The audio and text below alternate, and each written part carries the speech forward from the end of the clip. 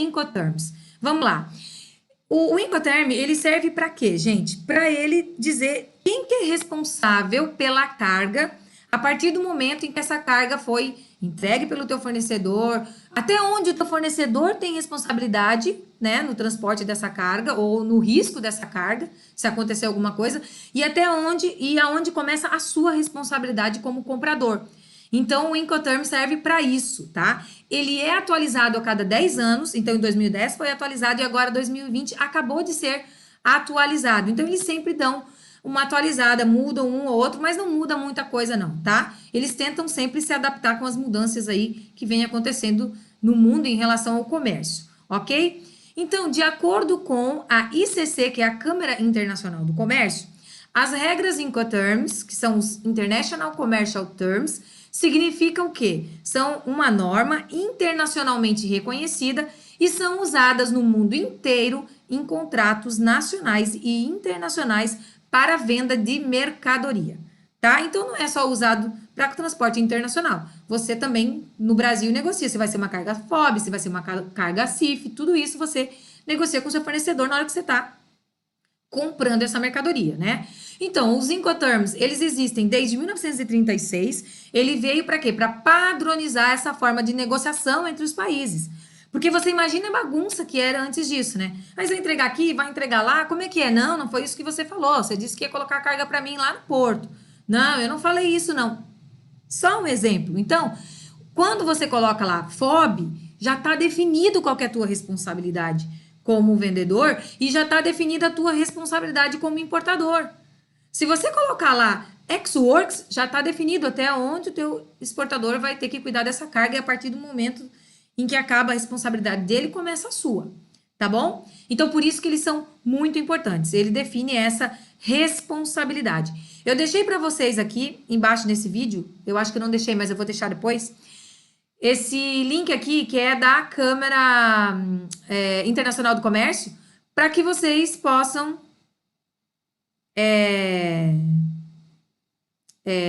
conhecer um pouco mais ali, falam algumas coisas ali sobre esses termos comerciais, né? Então, se você tem interesse em aprender um pouquinho mais, vocês podem visitar o site lá, tá bom?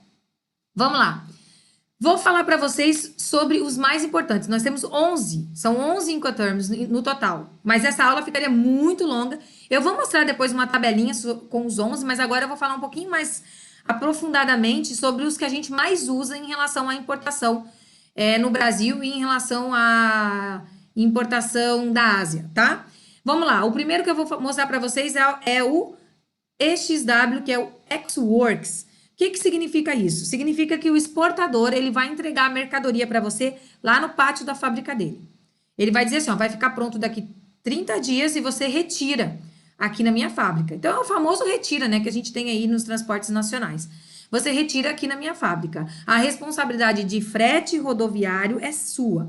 E no caso de importação, no caso de exportação, né, de frete internacional, não são só esses custos, não é só o custo do transporte rodoviário dentro da China que você tem que pagar. Você vai ter que pagar o quê? Todos os custos inland. O que são os custos inland? São os custos também do porto origem, do porto lá para fazer a exportação, porque essa carga ela é uma importação para o Brasil, mas ela está sendo exportada da China. Então, esses custos de exportação, eles são pagos também por você, importador, tá? Então, se você orçar uma carga ex-works com o teu exportador, lembre-se que você vai ter que pagar esse frete rodoviário e esses custos lá no porto. Isso daí, gente, é tranquilo. O agente de carga também faz isso, tá? Você só fala para ele que é ex-works, passa para ele o packing list e ele retira essa mercadoria para vocês lá. Ele faz esses custos todos para vocês, tá? Mas no caso aqui de você decidir fazer um ex-works, é importante que você faça um comparativo. Peça para o seu fornecedor assim, olha, me faz um preço ex-works e me faz um preço FOB. Por quê? Porque você pode ver o que compensa mais, né? Porque às vezes ele está fazendo um preço FOB e está fazendo um preço ex-works que se você mesmo for lá e coletar, fica mais barato do que o preço FOB dele. Então, vale a pena você fazer uma análise. E por que eu falo isso até, gente? Essa semana que passou, na nossa comunidade, na comunidade Pro Importação, eu estava conversando com os alunos lá e houve um caso parecido, onde 2 alunos estavam fazendo orçamentos e falaram, Liliana, Eu fiz o orçamento com o meu fornecedor e eles fizeram o preço FOB para mim. Eu pedi para eles fazerem o preço ex-works e preço FOB. E a diferença ficou grande entre um e outro, né? Entre o ex-works ficou bem mais barato do que o FOB. É que aqui, gente, o que que acontece? Tem que ser analisado os custos terrestres. Então, tem que ver se essa fábrica fica perto do porto ou fica longe. O transporte fica mais caro, né? E também qual que é o porto de exportação, que cada porto lá também tem os seus custos. Então, tem que ser feita uma análise. Não é que tem que ser, mas é bom você fazer essa análise para você ficar mais tranquilo em relação ao custo FOB que o teu fornecedor está te fazendo, tá bom? E também, se ele te der um desconto, você olha se ele não mudou o Incoterm. Ah, eu vou te dar um desconto, tá? Deu um descontão lá para você e você nem reparou que ele tá fazendo ex-works. Aí você tem que contar essa diferença que fica por tua conta, ok? Esse Incoterm aqui, ele é bastante utilizado nos atacadões da China, tá? Então, esse pessoal que vende em atacado lá na China, que já não são fábricas, algumas lojas até que são fábricas, mas algumas não são, né? Então, eles fazem isso, ó, o preço é aqui, colocado aqui, né, no atacado, e você que tem que fazer o transporte, tá bom?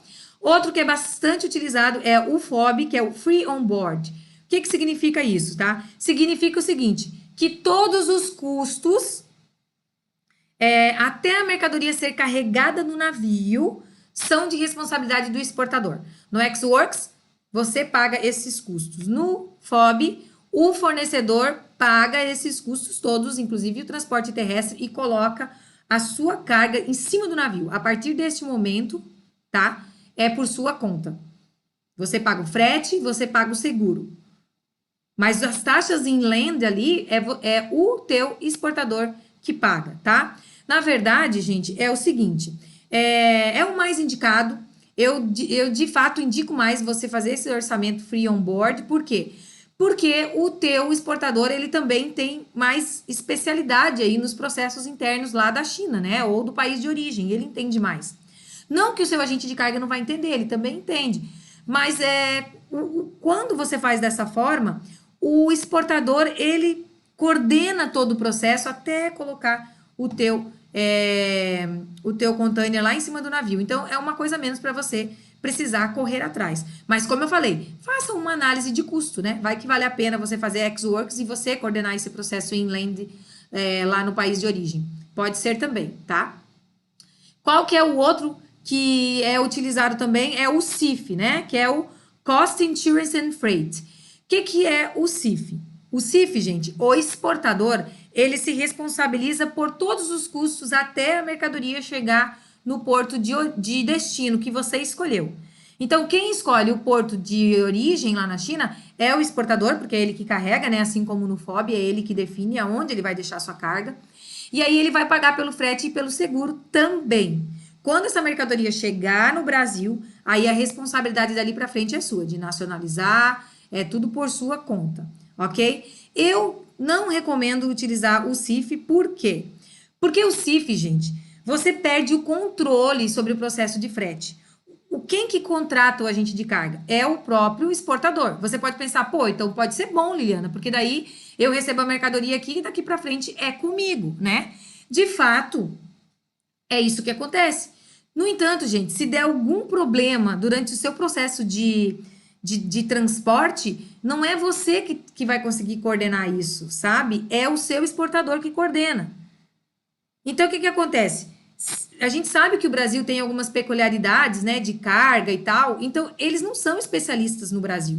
Se você pegar um agente de carga no Brasil, que já conhece do processo, as chances são dele fazer isso mais redondo possível, né? Então, por isso que eu não recomendo. Mas, assim, recomendação minha, de acordo com a minha experiência, mas você pode definir o que você prefere, é perfeitamente possível trabalhar dessa forma. Agora, se você decidir trabalhar com CIF, cuidado com o preço de armazenagem, tá, gente? Por que eu falo isso? Porque quando é o exportador que escolhe o agente de carga, o agente de carga vai fazer a desova do container, ou vai tirar o container e colocar no pátio lá, e é ele que tem acesso a essa tabela de armazenagem. Então, se você contrata esse frete, você já pede para o seu agente de carga te passar uma tabela de armazenagem negociada com ele.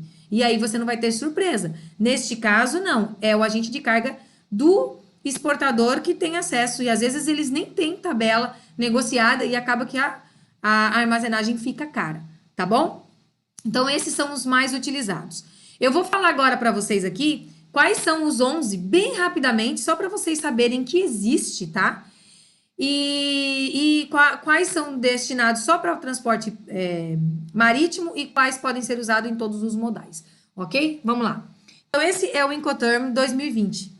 Aqui vocês podem verificar que tem aqui, ó, exportador, o transporte lá na China ou no país de origem. Aqui é a alfândega para fazer a exportação da sua mercadoria. Aqui é o processo de carregamento no navio, né, ou no avião. Aqui o transporte em si, aqui o descarregamento, a alfândega no Brasil, o nosso transporte rodoviário no Brasil e a sua empresa. E aí aqui eu vou mostrar para vocês qual que é a responsabilidade de cada um em cada um desses Incoterms, ok?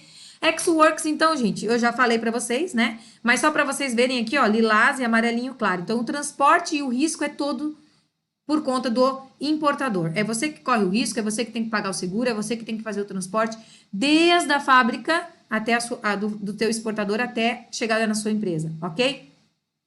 O FCA é o seguinte, neste caso aqui, o exportador, ele vai ser responsável até aqui, ó, até a parte de exportação do produto. No entanto, esses custos aqui para fazer o carregamento para o navio ou no aeroporto é por tua conta, por conta do importador, tá? Aqui, um outro Incoterm aqui é o CPT, é o Carriage Paid To. O que acontece aqui? Vocês podem ver que o transporte, ele vai até chegar no Brasil, ó, mas não está incluso o descarregamento da carga. Tá vendo? Esse custo aqui é seu como importador. Mas os riscos dele só vai até aqui, ó, até carregar no navio. Então, você é responsável por fazer o seu seguro aqui daqui para frente, tá bom?